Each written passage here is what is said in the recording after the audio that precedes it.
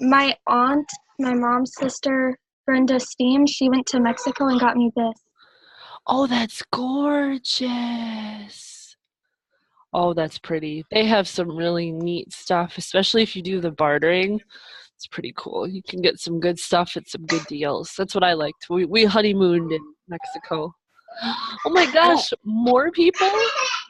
I don't have it on me right now, but my grandma got me a Dreamcatcher necklace in Arizona. Oh, dream. What part of Arizona did she go to? Dad?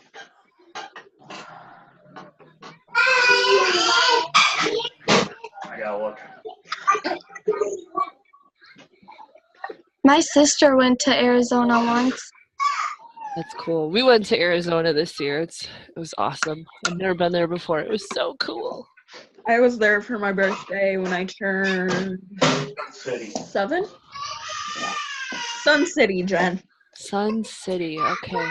I think my sister went to Arizona for this all-girls truck building thing, where they custom built their own truck and everything. Awesome. So she got to do that. There was a picture of her that my mom got from Snapchat from my sister, and awesome. She's in her work outfit. It's really cool. That's really cool. She also got to go to this really, really, really big car show somewhere. And car shows were big. I remember there was a bunch where we were. I just forgot where were we? We were in Mesa. That's where we went. We went to Mesa, Arizona. All right. I'm gonna mute. Mesa is a biome in Minecraft. Is it really? Yeah, it's a mesa biome. It's really That's awesome. What, Frankie? A mesa is a biome in Minecraft. It has terracotta in it. Haha. I don't know what that is. Minecraft. I'm a nerd. I know what Minecraft is. I just don't know what a mesa is. Like a world? It's like super colorful. It's like the super colorful clay. No. Clay. Super colorful clay. All right. I'm going to arrange my the little stuff in the Grand Canyon. I'll be right back. Okay. All right, come on. Have any of you seen the new Fantastic Beasts movie? Okay.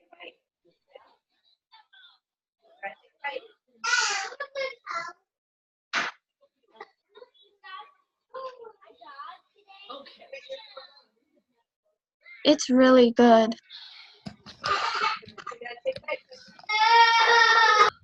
Okay. What hurts? No hurting. No hurting. It's okay. Okay. So we are going to go through some trig today.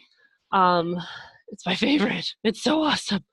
Some of it's review, but there's a part that isn't review, but it's like the only new thing we're working on. So I think it'll be pretty good. So yeah, this is our week. Okay, so I just wanted to review. That is really blurry. I know. I apologize. I just took a picture of something on the web, and the main thing we need is this thing right here. We just need this math thing. That's what I put there. So, simplest radical form is when you cannot factor any more perfect squares from the radicand, which is whatever is under the radical sign. So we're not calling this square roots right now, it's radical, right? That's what we're going to call it. We always want our answers to be in simplest radical form. So we're going to be using that with Pythagorean theorem and with these special right triangles and all of that. So, like, for example, if you have 32, okay, 32 can be written as, you can write it as a few things, actually. 32, you could do 8 times 4, right? That's 32. Oh my gosh, I can't think. I'm positive that's 32. But just because today I'm tired. Yep, that's 32. Okay, so 8 times 4 is 32. That's one way we can rewrite it. But it's not the lowest, Okay, 8 times 4, we can go a little bit lower. We can actually do it as 16 times 2. And we like 16 times 2 because 16 is a perfect square. So you want to take whatever is in the radical sign and rewrite it using 2 factors. And one of them we want, that's right, 16 times 2. One of them we want to be a perfect square. So that 16 is a perfect square because if I square root it, I get 4. So we square root that one and take it out of the radical sign, and we have 4 radical 2. Okay, what if I had the square root of 20? What are the factors that I would want to rewrite that one as? What times what gives you 20? I know 10 times 2, I know that's 1, but there's no perfect squares there. 4 times 5, yeah, 4 times 5 is a really good one. Okay, because 4 is a perfect square. We take the square root of that one and we get 2 radical 5. Yep, 2 root 5, that's it. So just remember, do the biggest one you can, and yeah, we'll have lots of practice with it today. And when it's in this form, it's kind of cool because it's just like that radical 2 is like a variable. So if I had another like 2 radical 2, I could combine those together and say 6 radical 2. We treat them like variables almost. It's pretty neat. All right, let me clear this. Cool. Any questions on simplest radical form? We're going to use it a lot today. Okay. If you come up with a question, just ask. Seriously. It's all good. Okay, this is the week that we have going on. Oh, it looks non-blurry. I like that. I was worried it would be blurry. Pythagorean theorem you guys have done a lot, but this is a little more practice with it. Special right triangles is the main focus of what we're working on today. So yeah, and these are using a lot of ratios, a lot of radical signs, just kind of understanding how they are. Okay, Pythagorean theorem we start with. Pythagorean theorem we know. We should know that by now. Yeah, it's okay if it's a little fuzzy, but you know, we've gone through it a little bit here and there, and we're going to do it again because you guys are going to recite it in your sleep. Yay! So Pythagorean theorem is you take the leg of a right triangle, and the leg is whatever is your straight side. I shouldn't say straight side because they're all straight. We would say horizontal or vertical. The legs are the horizontal and the vertical sides of the right triangle. So we take those, we square them and add it together, and then that equals the hypotenuse squared. The hypotenuse is always opposite the right angle of a triangle, okay? So we're going to be dealing with a lot of angle opposites here. Okay, so leg squared plus leg squared equals that hypotenuse squared. So for this one, we want to find the value and then write the answer in simplest radical form. What would I square? What are the 2 sides that I would square and add together? Can someone raise their hand and then tell me? What are the 2 sides that I would square and then add together? Stella, what do you think? X and 8. X and 8, that's exactly correct. Hello! I would go x squared plus 8 squared, and that's going to equal the other side squared, the hypotenuse squared. Okay, so then I do a little simplifying underneath. Ooh, I can use colors here. I'd go x squared plus 8 squared is 64. 2 20 squared is the same as 2 squared, and then you add 2 zeros, so 400. And then we're going to subtract to solve for that x squared. And I am left with, what's 400 minus 64? What do you guys think? 400 minus 64, 336? Beautiful. Okay, so right now I have, and then what do we have to do to get rid of that squared? What's the opposite of squaring something? Find the square root. Yeah, so we're going to square root both sides. So right now we're left with that leg that we're missing is the square root of 336. But that's not our final answer, because the square root of 336 gives you like a decimal, right?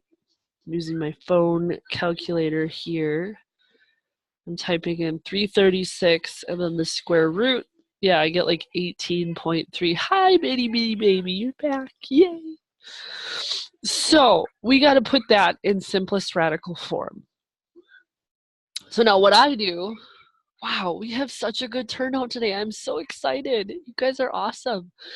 So what I do is when I have to put this in simplest radical form, I start by listing all of the perfect squares just so I can see them in front of me. So I'll go 2 squared is 4, 3 squared is 9, 4 squared is 16, 5 squared is 25, 6 squared is 36. I'll usually go like to 100. Hello, Aiden. Aiden says, oof. 7 squared is 49. 8 squared is 64. 9 squared is 81. And then 10 squared is 100. So what do you guys think? You could do a factor tree. You sure could. Yep, if you like factor trees, you go right ahead and then keep splitting it down there. You sure could. But what I do is I take 336 and I see what's the biggest perfect square it'll divide by nicely. What do you guys think? What is the biggest perfect square that 336? It should be 6. Yeah, that does make sense for it to be 6. And what I would actually divide by is I would divide by the 36. So I would go 336 divided by 36. Oh, gives me a decimal. What do you guys think? 336 divided by 6 is 56. That works. 6 squared.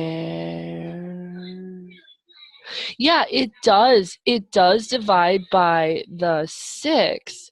If I go 336 divided by 6, that gives you 56. So one way of multiplying it is 56 times 6. Hey, sit down, Lizzie. No climbing. What? Oh my gosh, you are so talented. Now come down. She's showing off how flexible she is. Super flexible. Oh, don't do that. Sorry, guys. I'm so sorry. No more super monsters from her.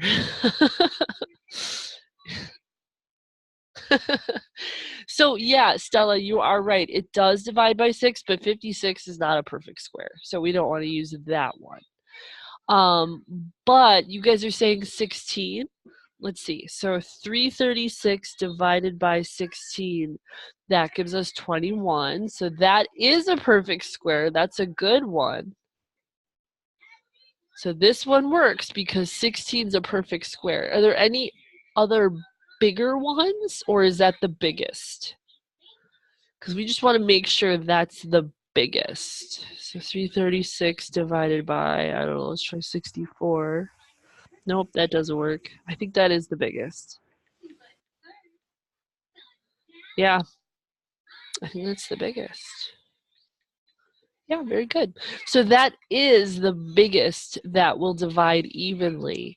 So that means I can rewrite this 336 as 16 times 21 and then take the square root of that perfect square. So we get 4 square root 21. And that is my missing side. We would say x equals 4 root 21. Now, the reason we do it like this is because it's more accurate. If we round it to a decimal, then it's not very accurate anymore. So we just leave it as that radical. Good stuff. So it's the same thing that you do with that Pythagorean theorem. Now we're just leaving it as a radical and simplifying. So the Pythagorean theorem, the converse, because you guys have to know how to find missing sides, and then the other side of it, the converse. Oh goodness, sorry.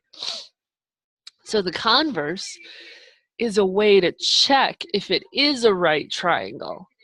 So if the Pythagorean theorem works, if it makes sense, then it's a right triangle. So here, a triangle has side lengths of 85, 84, and 13. Is it a right triangle? Explain. I'll be right there. So what we're going to do, okay, I will help you. Hold on.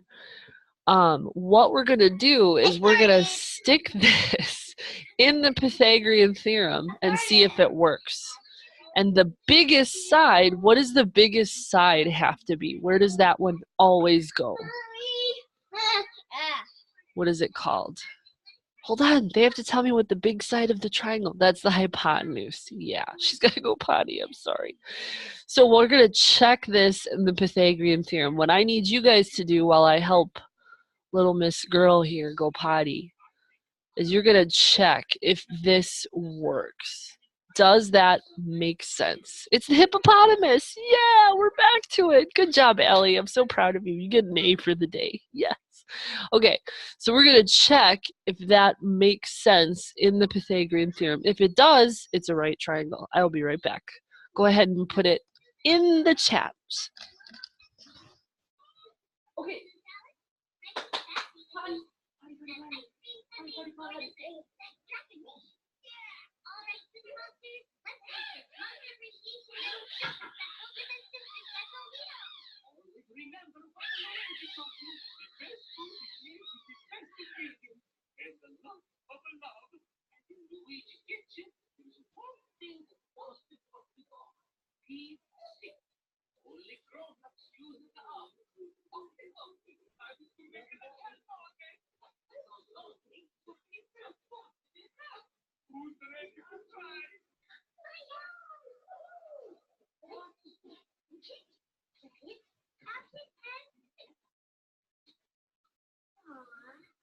All right. Okay, so what do you think? Itty Bitty Baby says it is a right triangle. Is she correct? Does it make sense? Beth says yay. Yay to that. Miriam says yay. I'm going to agree with you guys. Let's see. So I'm on my calculator right now. I'm going, and you know what I would do? The easiest thing to do for this one, I would actually go to Desmos. Oh, I didn't mean to do that. Undo. There we go. I would actually go to Desmos because Desmos is awesome, and you have a way, it like lets you just type it right in. So I would type in 13 squared plus 84 squared. And then it says that that is 7225. So then we're going to type in 85 squared. Oh, check it out. Bam! Very good. You are right. So it definitely does work. So it is a right triangle. So you would say, yes, it's a right triangle because the Pythagorean theorem works. And then this part says, if when you add the legs together, if you get a number that is smaller than the hypotenuse, so if the legs added together and squared are smaller than the hypotenuse, so this is legs smaller than the hippopotamus, then ABC is obtuse. If the legs added together are bigger, and remember, you have to add them together and square them, or square them and then add them together, bigger than the hypotenuse, then ABC is acute. So just another thing to make note of / screenshot, whatever you guys do. If you add them together and they are smaller than the hypotenuse, then the triangle is obtuse. If you add them together and they're bigger than the hypotenuse, then the triangle is acute. Acute widow triangle. Cute widow, right? Okay. So now, oh yeah, Beth is a cute widow girl. So is Itty Bitty Baby. So are all of you guys who are girls. And then there's cute widow boys. Sorry. I'm done, I promise. Okay. So this is the first part of the stuff that might look new and foreign and weird. The way that we kind of navigate around a 45, 45, 90 triangle. So this is a very specific right triangle. So basically, some mathematician a long time ago found out that when you look at the side lengths of a 45, 45, 90 triangle, and that's just by the side length or the angles there, that the sides always have this same ratio. The legs will be the same number no matter what. And the hypotenuse is always one of the legs times radical 2. That's it. That's all you got to do. So if we're going from a leg to the hypotenuse, we just have to multiply by radical 2. And if you're going the other way, if you're going from the hypotenuse to a leg, you got to divide by radical 2 to get rid of that radical 2. And I will show you what I mean. You can also do this with cross multiplying. I'll show you how to do that. Okay, so we have some 45, 45, 90 triangles here, and we have to find the missing sides. So what I always do is I always have my example triangle. Oops, that's a terrible triangle, Jen. What are you doing? Jen. Here, I'll bring up the...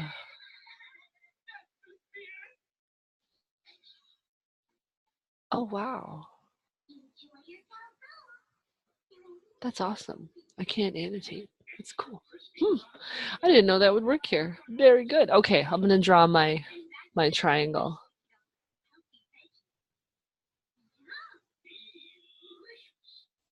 Even if it looks bad, that's okay. We'll go with it.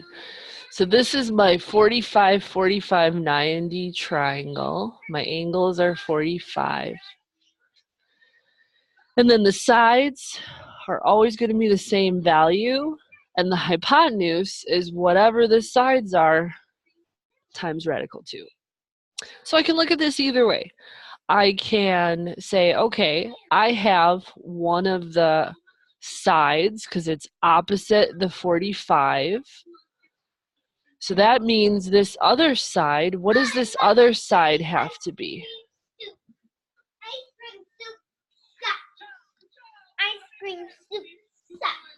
Ice cream soup sucks, she said. Okay. I agree there. Lily says 9, and I forgot to remind you guys to raise your hand. My apologies. That was my fault. But you're right. It has to be 9. Very good. So if one of the vertical or horizontal, one of the legs of the triangle is 9, then automatically the other leg is 9. And then if I'm going from the leg to the hippopotamus or hypotenuse, what do I multiply by? What am I just going to stick next to it? Go ahead and raise your hand for this one. What would that hippopotamus be? And you can look at our example triangle here. You can see the sides have an X, and the hippopotamus, all they do is they stick what next to it? What do you think, Lily? Go ahead and type it.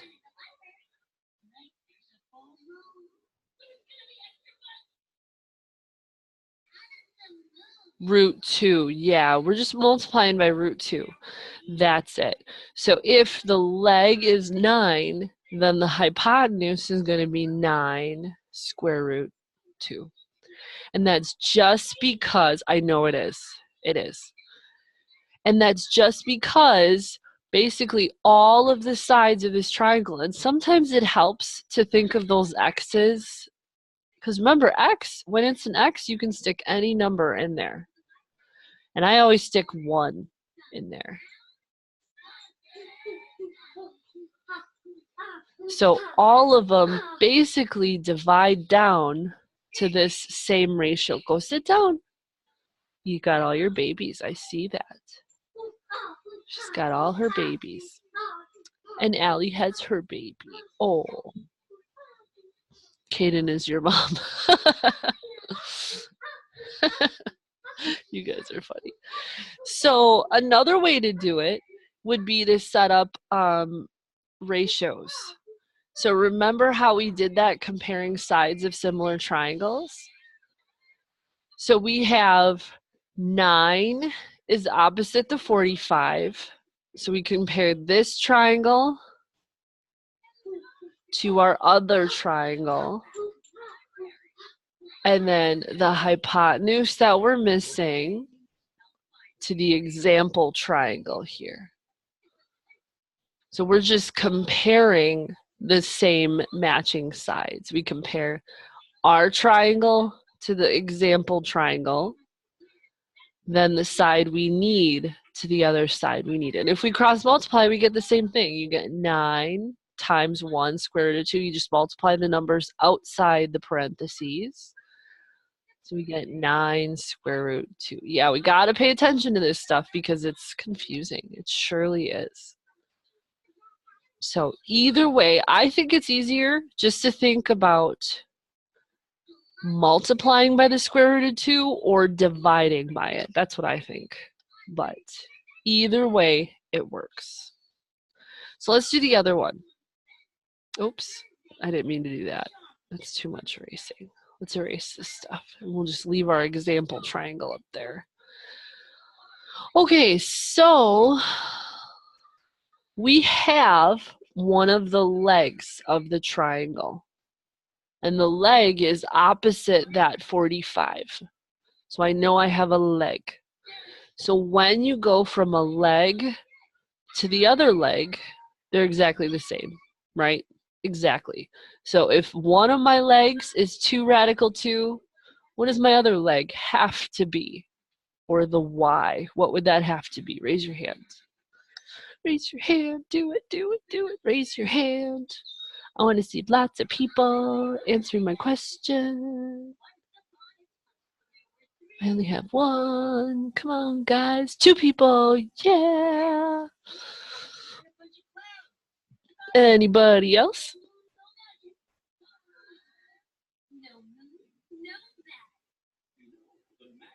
Nope, I get it. Trig is uncomfortable. It kind of is. What do you think, itty bitty baby? What would it be? Go ahead and type it. Type it, itty bitty baby. 2 root 2. Yeah, it's going to be exactly the same. Whatever one leg is, the other leg automatically is the same. Perfect. Now, it's a little trickier going from the leg to the hypotenuse.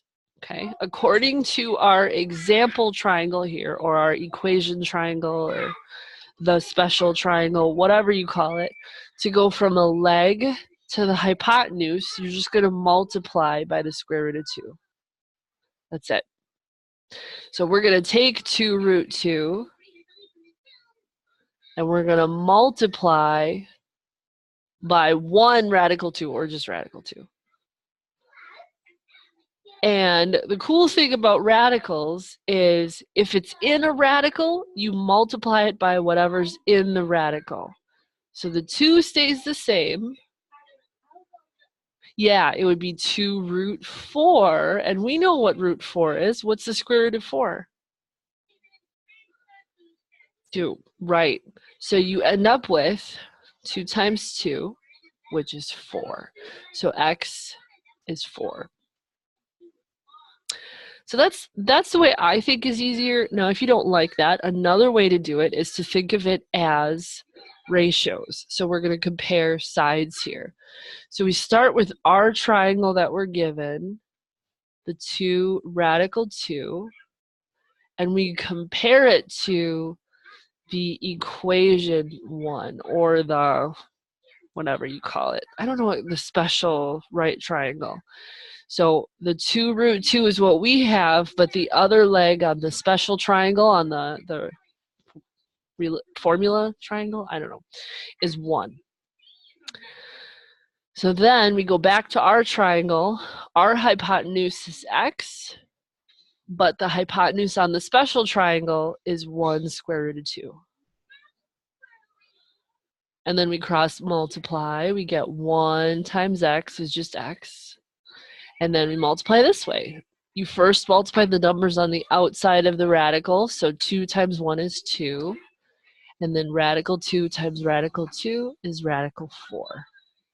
Or 2 times 2, which is 4. So you can think of it either way. What is your question, my dear? So the only thing special about these right triangles is that they're isosceles? That is a very good observation. This special right triangle ratio is isosceles. You're right. These are isosceles. And the reason that they are special is because every single 45, 45, 90 triangle has this same relationship. Okay. That's why. Yeah, it's special because they're isosceles and because of the angles. And the angles are what makes them isosceles. So they kind of go hand in hand. So, very good. Very, very good. Are there any questions on this one? Whoa. I don't even know who did that. It's pretty epic. Although I do want you to pay attention, Mr. Caden, man. But that is pretty epic there. Your mom. No. Oh, okay. Yes. Go ahead. That's pretty cool.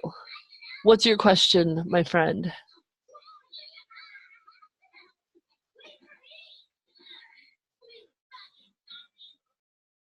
That's epic, by the way. Did you type all of that out?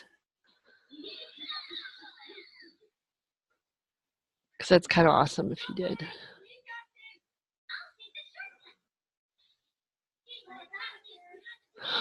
Good question. Oh, wow. How did we use? We didn't really use the 45s in finding the side. It's just that the 45 told us to use this triangle. So because it's a 45, 45, 90, that refers us to this triangle. We really don't do anything with the 45. That's a good question. Very good. Very good. It's mainly the side lengths. The equation or the, what am I saying? The angles tell us what sides to use. Good questions. All right, so this one, this is an example of one of the application questions you guys could see, and I don't want just the fact that it's like a word problem to throw you. It's the same thing. Now, a high school softball diamond is a square. So since it's a square, that means that this is 90, this is 90, and then these second base and home plate would be split in half, and half of 90 is 45.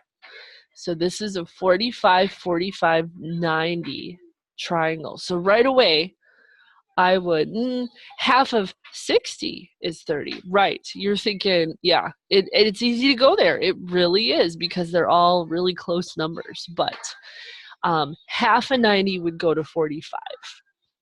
So right away, I would draw our equation triangle just to see it in front of you. So 45, 45, 90, you're going to have x, x, x square root 2. Just helps to see it. So how far does, and it says to the nearest foot, so they're expecting a decimal. How far does the catcher throw a ball from home plate to second base? And then they tell us the distance from base to base is 60 feet. So this is 60 and this is 60. So it's like the legs of my triangle are 60 and we have to find the hypotenuse or the distance from second base to home plate. So all we do if we have a leg to get to that hypotenuse, we're just going to multiply by square root of 2. That's it. So all I'm going to do is I'll figure out what 60 times the square root of 2 is. What do you guys think? What's 60 times the square root of 2? And if I was doing this on my calculator, I would first go to square root and then hit times 60, enter. What do you guys get? You're going to round this to the nearest foot. Itty bitty baby, Miss Baby. What did you get? 85. Yep, you got it. Because it's 84.85. So we would just round it to 85 feet. And remember, if you like the ratios better, then you would take the distance from base to base, 60, and just compare it. Instead of x's, put ones in there. Compare it to our triangle, which is 1. And then go back to the distance. We don't know the distance. And in the equation triangle there, it's 1 square root 2. Then, my chat got all crazy.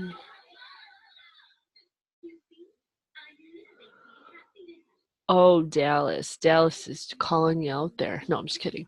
So then we're going to cross multiply. So 1 times d is d. And then 60 times 1 square root of 2 is 60 square root of 2. And then we get that 85.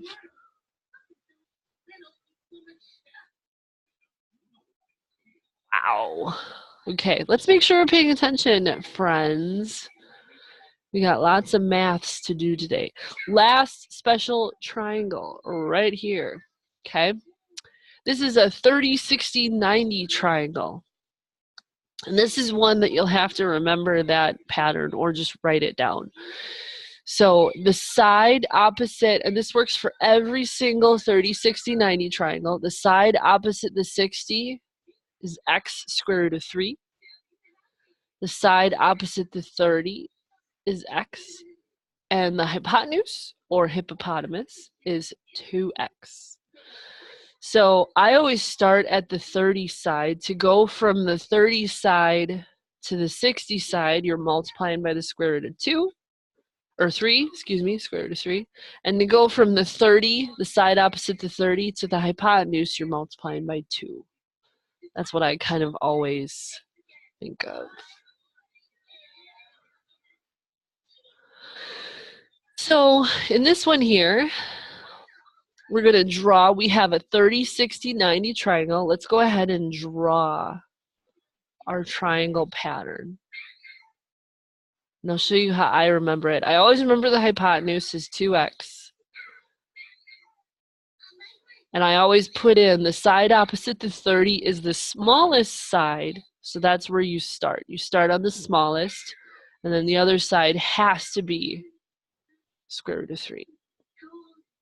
Or I think of the square root of 3 cannot be opposite the 30 because there's too many 3s. They're fighting.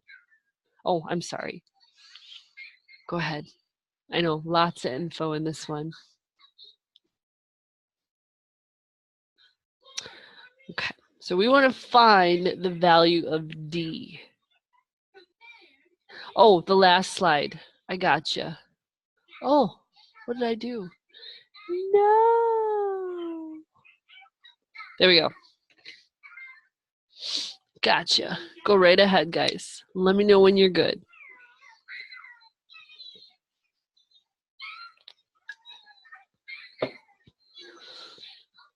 Can you see why it's only this info for today? There's too much otherwise. And we're almost done. We have like 2 more slides. So it's pretty good. I'm happy. I like it when things just come together and I'm like, yeah, I love trig. It's awesome. You know, my husband almost broke up with me when we were dating over me trying to teach him trig. That's how much he hates trig. he hates trig. I love trig. I don't know why. It's just, it's made sense. Some of that other stuff, I'm like, bah, but I love trig.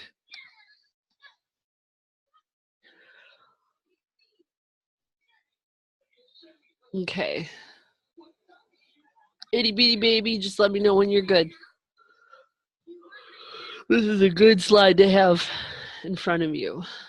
And it kind of tells you the relationship. It says the length of the longer leg is square root of 3 times the length of the shorter leg. And the length of the hypotenuse is twice the length of the shorter leg. All done. Cool. No, I don't know. I wouldn't, because I don't know if it messes anything. But I'm recording. So we can both, you can record me recording. What? No, just kidding. I wouldn't. Okay. So we want to find D in this one here. And we're going to find F2 just because we're awesome like that. So first thing we got to figure out is what side we're given. And we're going to look at the 5 and it's opposite the 60. So the 5 is opposite the 60. So if I was using ratios, which is one way you can do it, okay, I would just replace all of those x's with 1s. So 1 square root 3, and then 2 times 1 is just 2. So I could compare the side opposite the 60. We have 5, but in my equation triangle, the side opposite the 60 is 1 square root 3. And back to my triangle, I want to find D, and D is the side opposite the 30, and the side opposite the 30 here is 1. And then I'm going to cross multiply. I'm going to go 1 square root 3D equals 5 times 1 is 5. Got to do a little maths here, but it's okay. It's not too bad. Then we have to, 1 square root 3 is just the same as square root 3. So we want to solve for D here. We're going to divide by that square root 3, or 1 square root 3, whatever makes sense. So we get that D is 5 over the square root 3. Now we can't leave it like that, but we'll just leave it like that for now. So that is one way you could find D. Is D, I didn't mean to do that. Now, if you don't like the ratios, we could just kind of ask ourselves what's going on here. Okay, so we have the side opposite the 60. We have this side. We want to get back to the side opposite the 30. What did they get rid of to go from the side opposite the 60 to the side opposite the 30? What kind of fell off of my x radical 3? What disappears? What part of the x radical 3? Go ahead and type it in chat. What do you guys think? What is no longer there? And it's kind of like a dumb question. I realize I'm asking this, but I don't know. It's kind of what you have to notice on these ratios here, on these sides. So going from the side opposite the 60, I know, it's the question. It's okay. It's okay to be confuzzled. So going from, see how the side opposite the 60 says x radical 3? And that's the side we have, x radical 3. Now to go from the side opposite the 60 to the side opposite the 30, do you see how that radical 3 disappears? Oh, okay. She knows that. We're going to be, it's okay, friends. Last triangle and then we're done. I promise. I promise. It's okay. Here. Morty says you have to listen, right? Morty says, it's okay. I'm Morty. Yeah, we're going to be nice. It's okay. We can be who we want here. Morty's going to be Morty. Itty bitty baby's going to be a baby. Kaden is your mom. And Rick says we have to listen, right? Because triangles are important.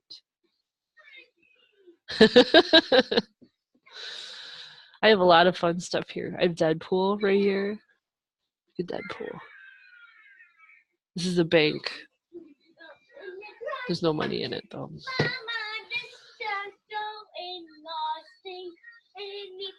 My daughter's... Okay, thank you. My daughter's singing to me over what garbage needs to go in the trash. Thank you. Okay. Anyway, let's get back to this because trig is so exciting. Yay! Okay. So we're going from the... Do you guys see how going from the side opposite the 60 to the side opposite the 30, we drop the radical 3. It goes away. When things drop out in math, we divide by it, okay? So when we go from the side opposite the 30 or side opposite the 60 to the side opposite 30, since the square root of 3 goes away, we divide by it. So if I want to go from the side opposite the 60 to the side opposite the 30, I have to divide by that radical 3 because it goes away. In order for it to go away, you divide it out, right? Because if we have x square root 3 divided by square root 3, see how these cancel each other out. So all I have to do is do 5 divided by square root of 3 to get to that d. Now the stinky thing is you can't leave it like that, okay? You can't leave it that way. So we have to do something called rationalizing.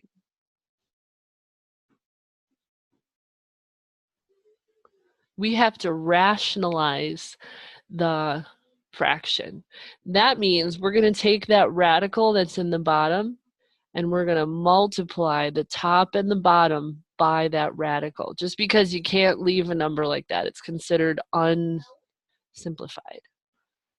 So whatever radical is in the bottom, you're going to multiply the top and the bottom by that radical. So that would leave us with 5 square root 3 over square root of 3 times the square root of 3 is going to be square root 9 or 3. And that is our final answer. Questions on rationalizing?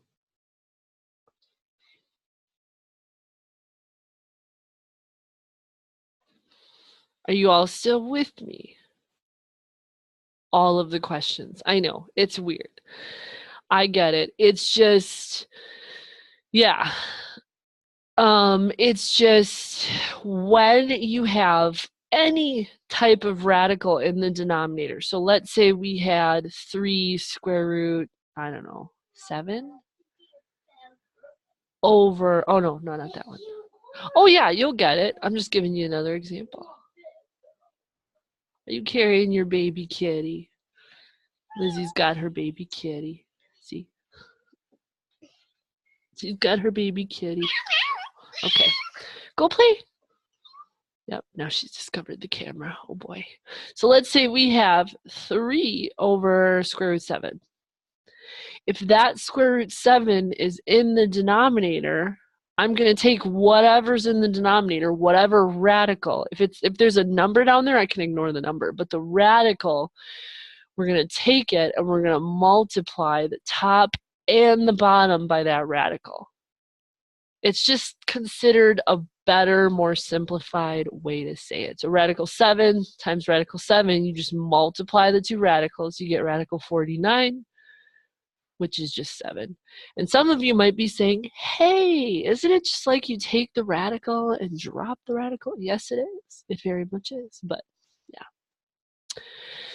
So that's what we do to get that final answer. Now, if we want to get from the side opposite the 60 to, well, now we have this guy here. Okay, now we have the side opposite the 30, and we're going to leave it like that for now. No, we can leave it like how it is. 5 square root of 3 over 3. Now the way to get from the side opposite the 30 to the hypotenuse is we multiply by 2. That's it. So we're going to take the side opposite the 30 and multiply by 2. So we're going to go 5 square root 3 over 3, and we're going to multiply by 2. And remember, multiplying a fraction by a whole number, put it over 1, and you're just going to multiply the numbers part. Leave the radical there. So 5 times 2 is 10. The radical stays there, and the denominator just gets multiplied by 1. I know, I feel like I gave you a lot. Absorb this knowledge. And take a breath. It's just trig. It's okay. You'll get it. You'll get the hang of it. Okay, are we still alive out there? Can you tell me if you're still alive? We're going to do one more.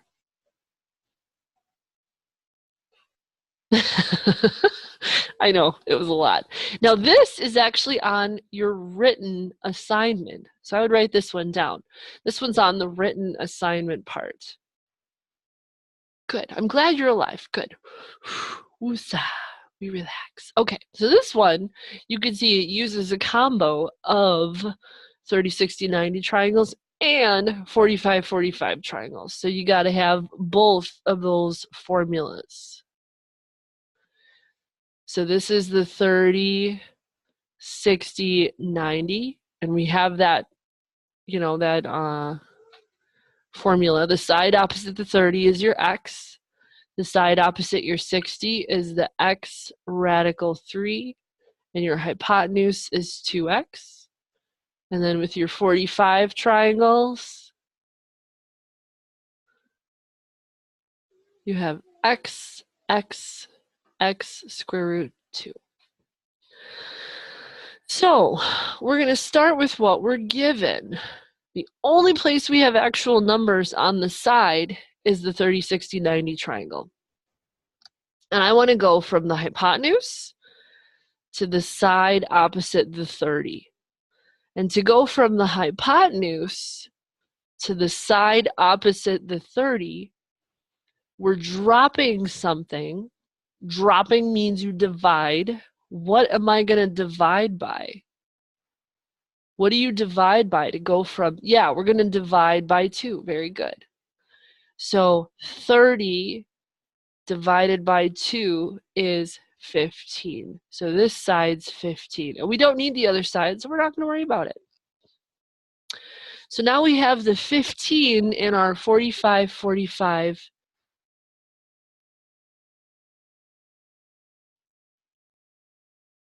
Oh, that's okay.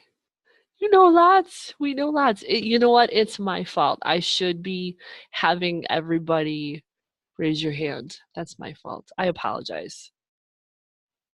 Yeah, no, that's okay. That's my fault. I think it's because it's toward the end of the time, and yeah, I should do that.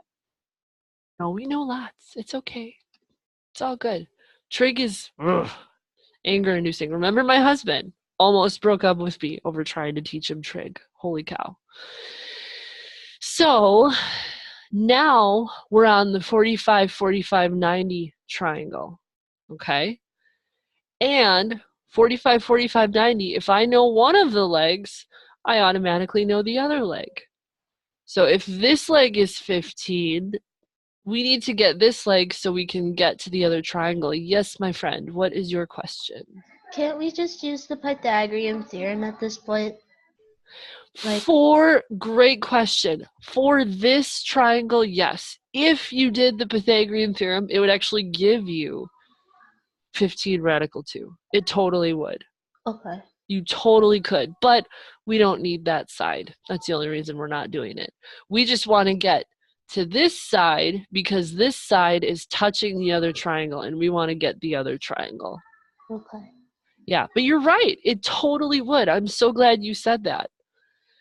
Because if you did the Pythagorean theorem here, you would actually get that. And if we had more time, I would show you that. It's pretty sweet. That's why I love trig. Yay, trig. So, okay, so now if we have this one side of this triangle, we automatically know the other side because of the type of triangle it is. It's a 15 or a 45, 45, 90. The sides are the same. So now we're back to a 30, 60, 90. And I have the side opposite the 60, and I need to get that hypotenuse. So the side opposite the 60 is that x radical 3. So first I got to get rid of the radical 3. And there's no radical 3 that you see there, but we still have to divide by that radical 3. Okay? Because if we want to get from 60, from the side opposite the 60 to the side opposite the 30, you have to divide by radical 3. So we're going to take that 15 and we're going to divide by radical 3. Oops, I have to rationalize. Darn it. No. So we're just going to multiply the top and the bottom by what's in the denominator. So we end up with 15 radical 3 over radical 3 times radical 3 is radical 9, which is just 3. I know, right? I know. Oh, I could divide a little more. What's 15 divided by 3? Check it out, because I can divide those. It's 5. So my final answer is 5 radical 3. For this side here, this side is 5 radical 3. It's all good. 5 radical 3. Now, last question. How do I go from the side opposite the 30 to that hypotenuse? What do we have to multiply by? Someone raise your hand. Raise your hand. Last question. What do we have to multiply by to go from the side opposite the 30 to that hypotenuse? Look at my equation triangle here. Lily, what do you think? Times 2. Times 2. Yeah, we got to multiply by 2. So we're going to go 5 radical 3 times 2. So my final answer for this one is 10 radical 3. That's my y. And my x was 15. So that might be a little crazy, but now you have one of your questions done for your written assignment. You might need help, but why? You might need help with the other stuff. Let it sink in. Maybe watch the video again if you need some help with it. Okay? But if you need help, let me know. Because I'm here. I'm here for you. Isn't that a cute picture? But yeah, we actually got through all of it. Whew. I know. You're sweating a little bit. Trig is crazy. It's crazy. Well, let me know. I am actually doing half days. It does look like my kid. No, you didn't miss it. Here, I'll go back to it. Watch this. No problem. Boom. Check it out. I gotcha. We don't miss. We just say, hey, Jen, can I have it again? And I say, yeah, of course you can. But that's all I have for you lovely people today. I will post this video today. I will actually do it on Moodle. I am on half days this week just because of the craziness of my move. But if you need to meet with me, if I'm unavailable, I will have another math teacher meet with you this week. But I do still have times where I can meet with you. Just let me know. Alrighty. Bye. Thank you. You guys are free to go. Have a good day. Sorry for the craziness. Bye-bye. Bye.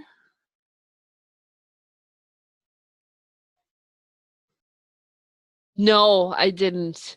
I have been in... It's been a rough week for me, Tyler. I'm going to tell you that. Between my mama, Australia. Yeah, I am. No, I did not get a new phone number. I have been a touch overwhelmed this week. So I've had some issues with keeping up with everything. It's been a little crazy, but the principal is very nice. He let me take half days to kind of manage the craziness, and some of the math teachers are just helping me because moving is terrible. It's awful. And my son has not been handling it very well. So I did not. That still works. You might have just been unlucky enough to get me at a time where I was definitely not available, and then I completely forgot to call back. So that's on me. I apologize. But yeah. Mr. Aiden, if you're still there. Oh, yeah, no problem. 14. Huh. Yeah. No, I will totally get you. Yeah. So do you want me to just, I think I can put you on my schedule here on Thursday. Oh yeah, I could totally do Thursday. Do you want to meet on Thursday, Tyler?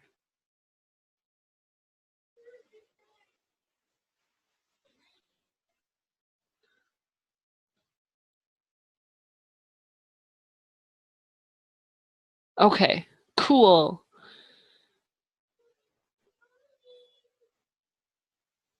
Okay, just let me know that the video should be on Moodle, and if it isn't, I'll double check that.